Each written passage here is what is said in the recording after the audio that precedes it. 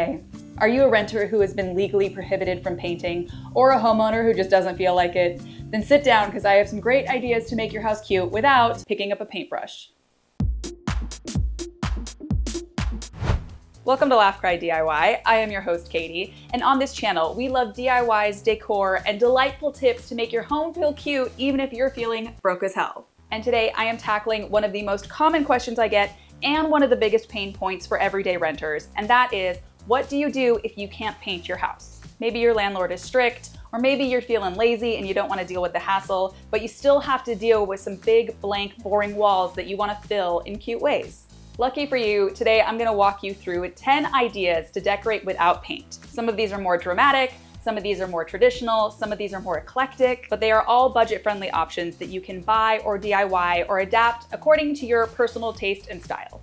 And for the record, this video is really focusing on how to decorate your walls. Whether you have a big blank space you want to decorate, or if you want to hide or distract from maybe an ugly wall color. If you want inspiration for how to decorate other elements in the room, check out my playlist below. I have a bunch of decor tip ideas that will definitely give you the inspiration you're looking for. So with that said, let's go ahead and wall out. Not really a phrase. Could we make it one by the end of the video? Who knows? Okay, let's go with number 1. This is a really cool, funky way to fill a very large space pretty economically, and that is by using rugs as wall art. I am a big fan of using textures or objects or unusual elements to really draw the eye in, and using rugs as art is a really cool, unique way to do that.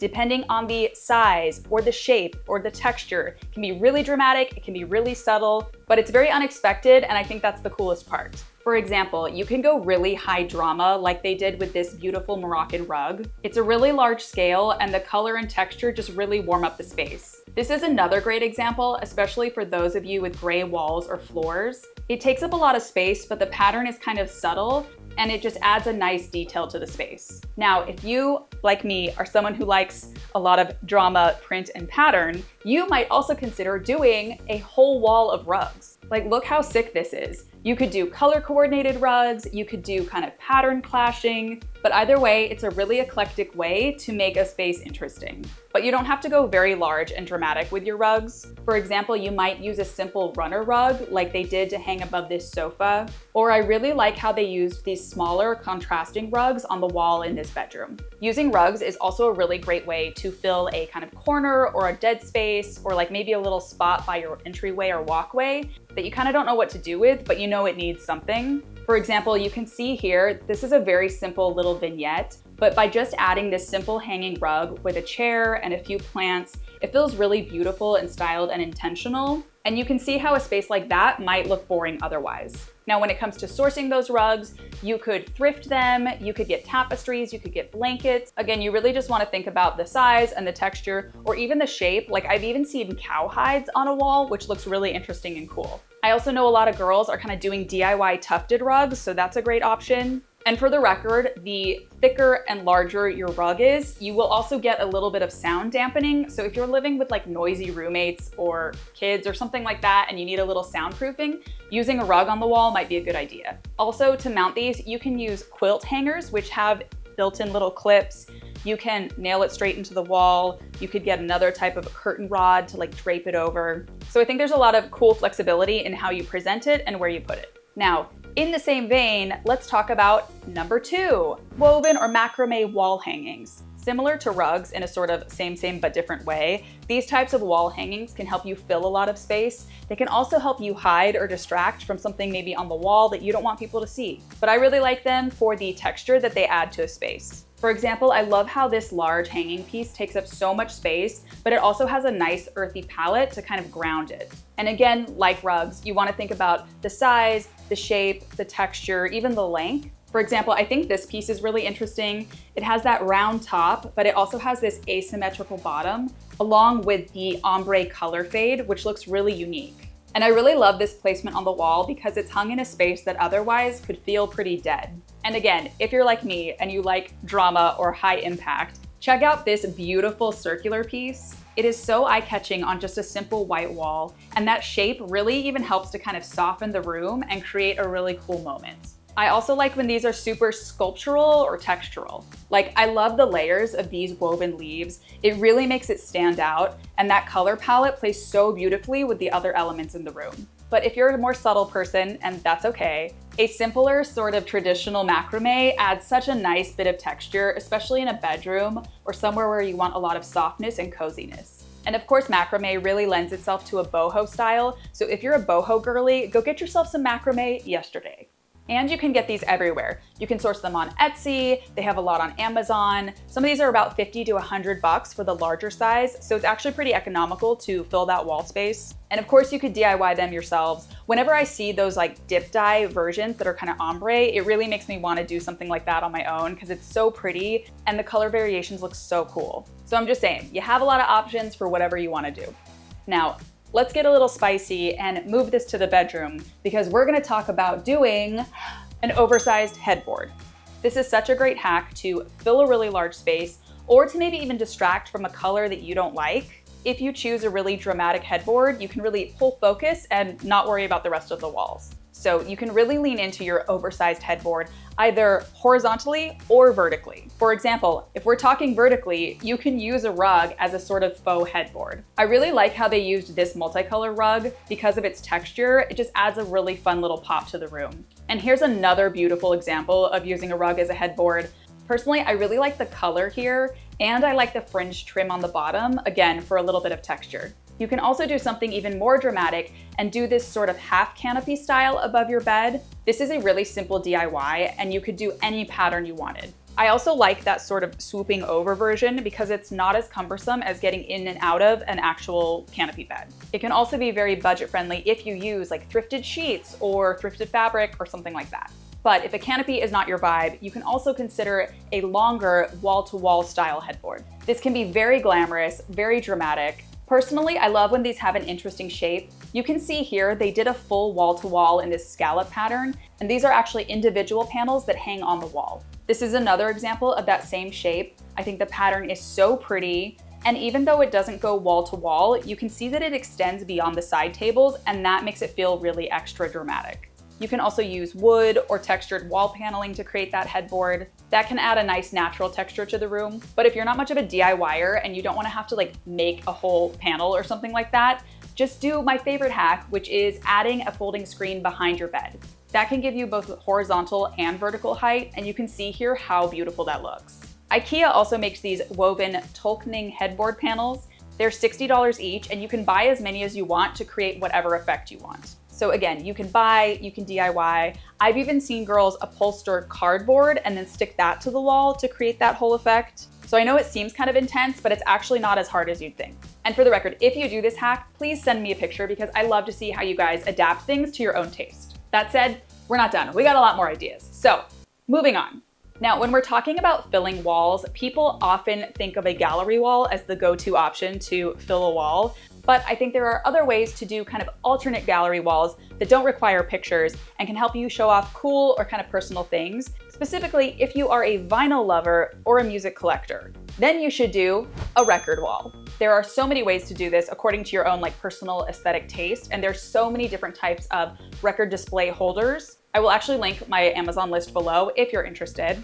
But here are some of the cooler and more creative ways I've seen of people doing this. For example, I really love these sleek and modern acrylic matte style holders. They make it feel more like an art installation in a really kind of clean and highly presentational way, which I think is really cool. Of course, if you're comfortable drilling into your walls, there are so many different ways to display them. You can do this kind of picture ledge style, which allows for a lot of flexibility in changing them around. You can do these larger record racks, which I think is cool. It makes you feel like you're in a kind of funky record shop.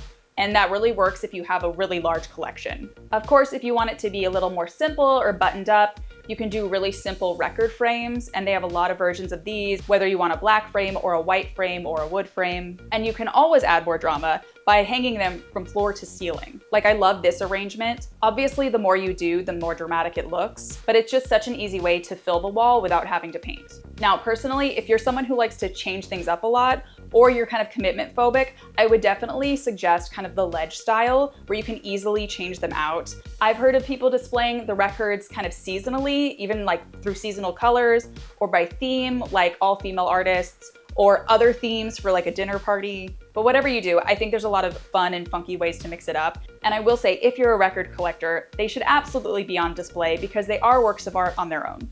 Now, speaking of more funky or eclectic or unique things you can do, why not consider doing a corkboard wall? I know off the bat that this can sound very kind of like a kid's room or kind of like a dorm room vibe, but there are really interesting, cool, creative ways to incorporate this throughout your house, and they can be really functional and really aesthetic. For example, I love how they did this behind a hallway bench. It instantly makes it feel like its own little area, and it's a really great functional idea if you want to create a mail station or like put your calendar there. It's also just a cool texture to incorporate. For example, I really think it makes such a dramatic statement in this seating area because it brings in some nice warmth on the wall. Also, you don't have to go full on with a full wall. For example, I love how they did this squiggle shape. It just makes it feel more exciting and kind of high impact than the standard square alone. I also think this is a good hack for a commitment phobe because you can swap out the items that you have on it, again, seasonally or to your taste or whatever. And I think it can be cool to treat it as a sort of rotating collection as opposed to just like a tactical board that's holding all your to-do lists. For the record, they make peel and stick corkboard wallpaper that you can use to do this. They also make corkboard squares, or you could just thrift a bunch of different ones if you want to be a little more eclectic. But obviously installing that might feel like too much effort for some people, in which case, let's talk about the easiest lazy girl hack, and that is leaning your art against the wall. And I know to some people this can feel kind of unfinished or undone, but if you're using really large scale art, I like this because it kind of creates an elegant but also sort of relaxed, casual, undone feel. For example, if we're talking about scale, I love how they paired these two very high contrast pieces. Again, they look really imposing, but the lean makes it feel a little more casual. And in this example, you can see they really played with color by doing this large, bold orange piece. And even if you don't have a massive piece of art on hand, you can still do this in a cool way. Like I loved how they tucked this piece behind the nightstand just to create a cool, interesting vignette. I also think it's really cool to mix up multiple pieces in different scales. Like I love how they layered all these different pieces along the wall. And just by tucking a little plant there, it just really brings the space to life. It's also a great way to accent other items in the room. Like I love how the pink on this canvas really plays so beautifully off the pink rug. Now, obviously art can be all different price ranges, but I think this is a really great DIY opportunity because you can easily find really large canvases at the thrift store. You can get giant 4x8 wood panels at the hardware store and paint them yourself. So I think you can really do a lot of cool artistic things, whether or not you have a big piece on hand.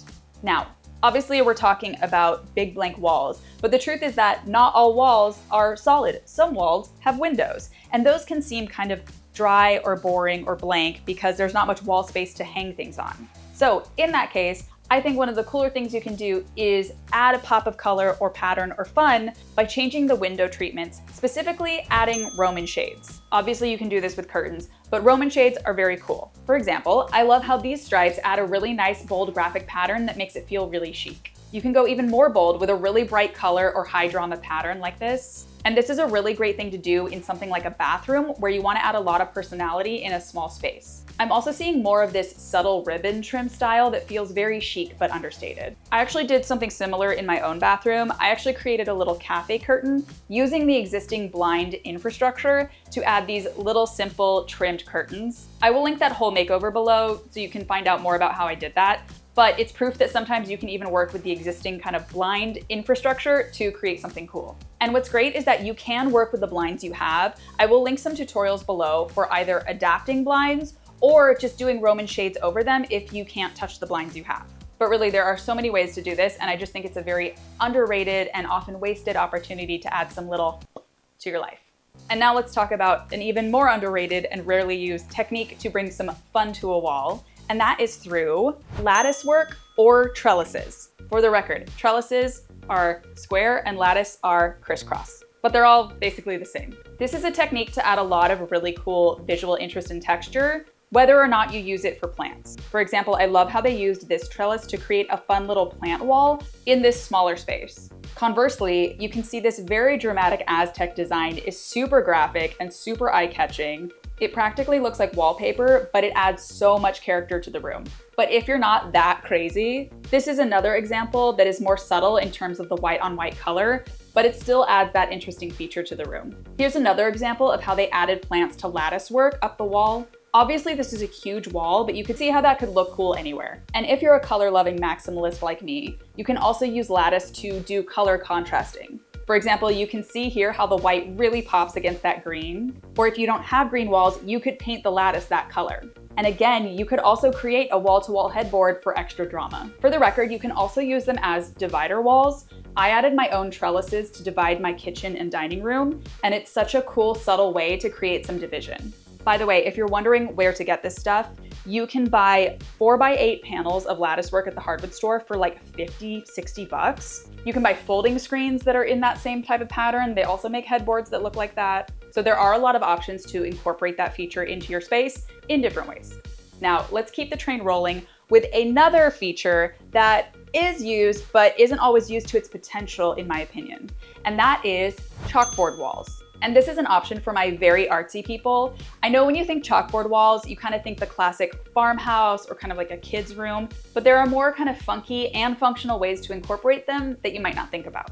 For example, as you can see here, they did this beautiful floral mural to kind of elevate the space. And they did this with chalkboard paint, which gives you a little bit more artistic control. That said, I would say one of the most common places we see chalkboards used is in kitchens, but here are some really cool executions that are kind of next level. I love how they added this nice black and white contrast with this full wall version. And you can do more adult art, but you could also see how a parent might have the kids working on the chalk wall while they cook. But I also love how they did this fun kind of whimsical illustration paired with these really poppy yellow cabinets. Another cool way to incorporate a chalkboard wall is to use it as a fake canvas. Like, look how dramatic this is as a massive headboard. I can't confirm that this is chalkboard paint, but you can totally see how you could make it look like that, especially if you frame it out with a cool piece of trim. I also have to show you a kid's version of this same concept because I think it's so cute and creative that they used it as a headboard here. And obviously we do see chalkboards used a lot in kids' rooms, but I will also call out this very cool execution with these beautiful hand-drawn trees. I think it feels very creative and kind of magical. So I think it's fun to kind of reimagine the motifs or type of art that you would put on a chalkboard wall in a kid's room. And obviously you can do a full wall in any room.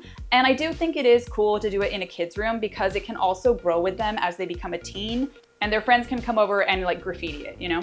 Now, if you want to do this, they do make peel and stick chalkboard paper, which you can do to do a whole wall. And again, I would suggest doing the chalk paint pen markers versus the standard chalk because it's going to look a lot kind of cleaner and more crisp. And that brings me to our final and most obvious wall covering option, which is wallpaper.